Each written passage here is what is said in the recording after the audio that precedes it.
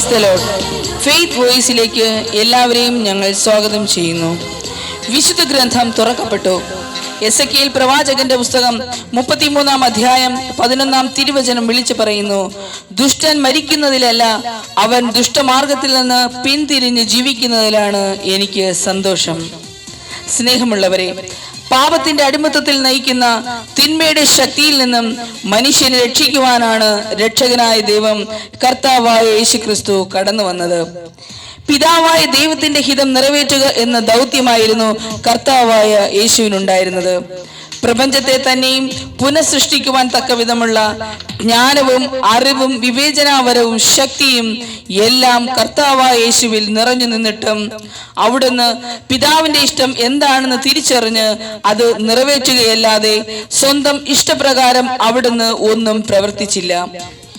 വിശുദ്ധ യോഹന്നാന്റെ സുവിശേഷത്തിലൂടെ കർത്താവായ യേശു വിളിച്ചു പറയുന്നു, ഞാൻ സ്വർഗത്തിൽ നിന്നും ഇറങ്ങി വന്നിരിക്കുന്നത് എന്റെ ഇഷ്ടം നിറവേറ്റാനല്ല, എന്നെ അയച്ചവന്റെ ഇഷ്ടം നിറവേറ്റാനാണ്.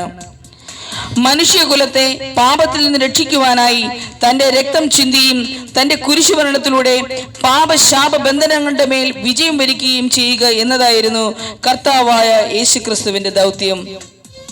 സ്നേഹമുള്ളവരെ, ക്രിസ്തുവിന്റെ ഈ ദൗത്യം യുഗങ്ങൾക്ക് മുമ്പേ പിതാവായ ദൈവം മുൻകൂട്ടി നിശ്ചയിച്ചതാണ്.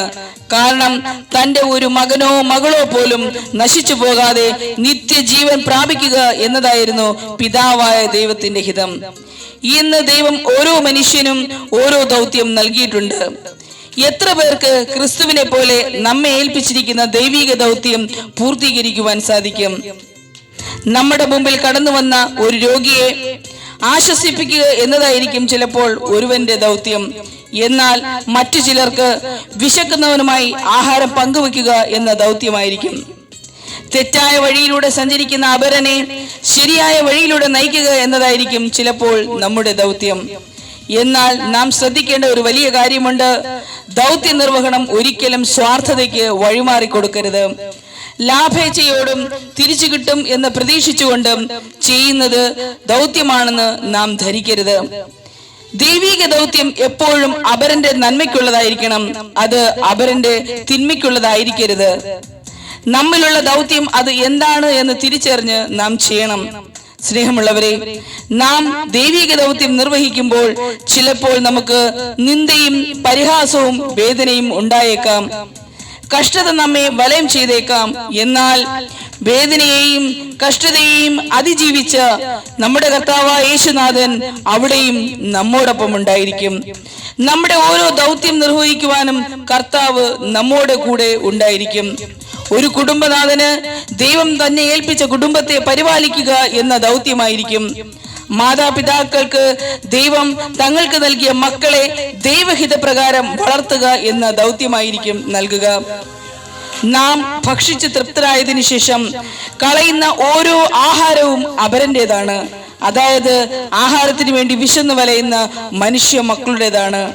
നാം മനസ്സിലാക്കുക, ദൈവം എല്ലാ വസ്തുക്കളെയും സമാനമായല്ല സൃഷ്ടിച്ചത്. രൂപത്തിലും ഭാവത്തിലും അവ വിഭിന്നങ്ങളാണ്. മനുഷ്യനെയും അവന്റെ ദൗത്യത്തെയും വ്യത്യസ്തമായിട്ടാണ് ദൈവം രൂപകൽപ്പന ചെയ്തിട്ടുള്ളത്. ദൈവം എല്ലാ വ്യക്തികളെയും മുതലാളിമാരായി സൃഷ്ടിച്ചുവെങ്കിൽ പിന്നെ തൊഴിലാളികൾ ആരാണ്? തൊഴിലാളികൾ ഉണ്ടെങ്കിലേ മുതലാളിക്ക് പ്രാധാന്യമുള്ളൂ.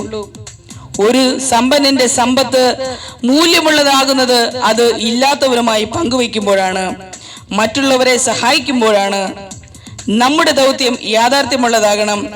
വചനം വിളിച്ചു പറയുന്നു, മനുഷ്യപുത്ര, ഞാൻ നിന്നെ ഇസ്രായേൽ ഭവനത്തിന്റെ കാവൽക്കാരനാക്കിയിരിക്കുന്നു. സങ്കീർത്തകൻ വിളിച്ചു പറയുന്നു, കർത്താവ് എപ്പോഴും എൻ്റെ കൺമുമ്പിലുണ്ട്, അവിടെ നിന്ന് എൻ്റെ വലതു ഭാഗത്തുള്ളത് കൊണ്ട് ഞാൻ കുലുങ്ങുകയില്ല.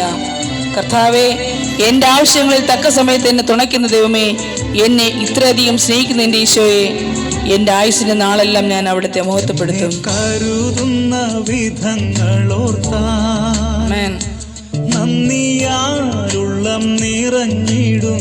ഹല്ലേലൂയ. എന്നെ നടത്തുന്ന വഴികളോർത്താൽ ആനന്ദത്തിൻ അശ്രു പൊഴിഞ്ഞിടുമേ. ഹല്ലേലൂയ. യേശുവേ, ഓ യേശുവേ, രക്ഷകാ, രക്ഷകാ,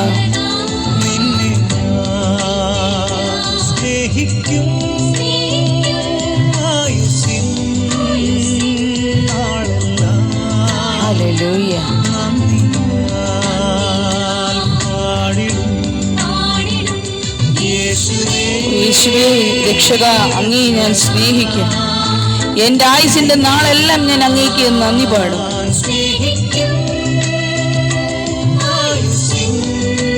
ഹല്ലേലൂയ.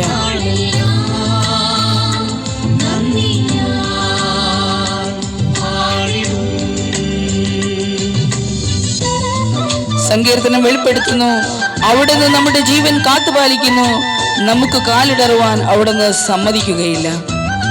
നമുക്ക് പറയാം, കർത്താവേ, ഞാൻ വീണു പോകാതെ ഉറപ്പുള്ള പാറയായ അങ്ങയിൽ എന്നെ ചേർത്ത് നിർത്തണമേ. എൻ്റെ അധരങ്ങൾ വ്യാജമായ സംസാരം അകറ്റി അങ്ങയെ സ്തുതിക്കുന്നതായി ഇന്ന് മാറട്ടെ. കർത്താവേ, ഞാൻ അങ്ങയെ സ്നേഹിക്കുന്നു. ഞാൻ താണിടാതെ ഓ യേശുവേ, പാദം ഉറപ്പുള്ള പാറമേൽ നിർത്തി. ഹല്ലേലൂയ. പാടാൻ പുതുഗീതം നാവിൽ തന്നു എൻ്റെ യേശു. പാടും സ്തുതികൾ എന്നേശുവിന്. യേശുവേ യേശുവേ രക്ഷകാ, നിന്നെ ഞാൻ സ്നേഹിക്കും. ആയുസ്സിൻ നാളെല്ലാം നന്ദിയാൽ പാടിടും. യേശുവേ രക്ഷകാ, നിന്നെ ഞാൻ സ്നേഹിക്കും. ആയുസ്സിൻ നാളെല്ലാം നന്ദിയാൽ പാടിടും. ജീവിത ക്ലേശങ്ങളാൽ മനസ്സ് കലങ്ങിടുന്ന വേളയിൽ കർത്താവായ ദൈവം നമ്മോട് ഇങ്ങനെ വിളിച്ചു പറയുന്നു, ഭയപ്പെടേണ്ട, ഞാൻ നിന്നോട് കൂടെയുണ്ട്. സംഭ്രമിക്കേണ്ട, ഞാനാണ് നിന്റെ ദൈവം. ഞാൻ നിന്നെ ശക്തിപ്പെടുത്തുകയും സഹായിക്കുകയും ചെയ്യും. എന്റെ വിജയകരമായ വലത് കൈ കൊണ്ട് ഞാൻ നിന്നെ താങ്ങി നിർത്തും. ഉള്ളിൽ വന്നേശു ചൊല്ലി, ഹല്ലേലൂയ. എല്ലും ഭയം വേണ്ട എൻ മകനെ, എല്ലാ നാടും ഞാൻ കൂടെ. ഹല്ലേലൂയ. യേശുവേ രക്ഷകാ, ആമേൻ. ഞാൻ സ്നേഹിക്കും. ആയുസ്സിൻ ആമേൻ. നാളെല്ലാം നന്ദിയാൽ ഹല്ലേലൂയ. ഓ യേശുവേ എന്റെ രക്ഷക, ഞാൻ അങ്ങയെ സ്നേഹിക്കുന്നു. എന്റെ ആയുസിന്റെ നാളെല്ലാം യേശുവേ ഞാൻ നന്ദിയോടെ അങ്ങേക്ക് പാട്ടുപാടും, അങ്ങേക്ക് സ്തുതി പാടും.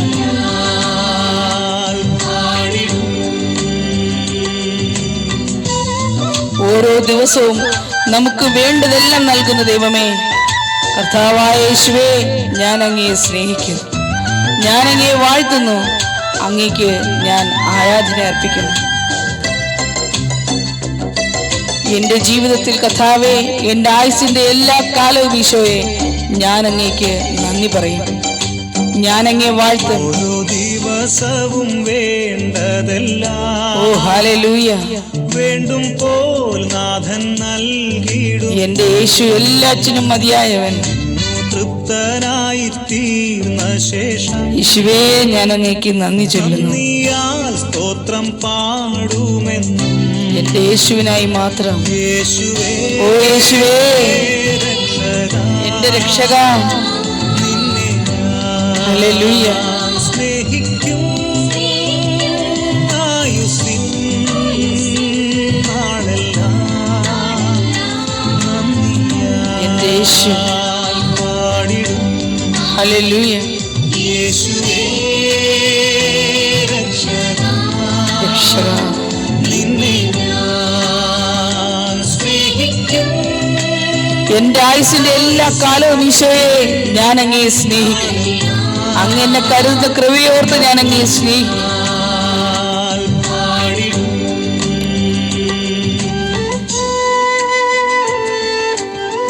ഇന്ന് കർത്താവായ യേശു ക്രിസ്തു നിങ്ങളെയും നിങ്ങളുടെ കുടുംബങ്ങളെയും സമൃദ്ധമായി അനുഗ്രഹിക്കട്ടെ എന്ന് കർത്താവായ യേശു ക്രിസ്തുവിന്റെ നാമത്തിൽ ഞങ്ങൾ പ്രാർത്ഥിക്കുന്നു.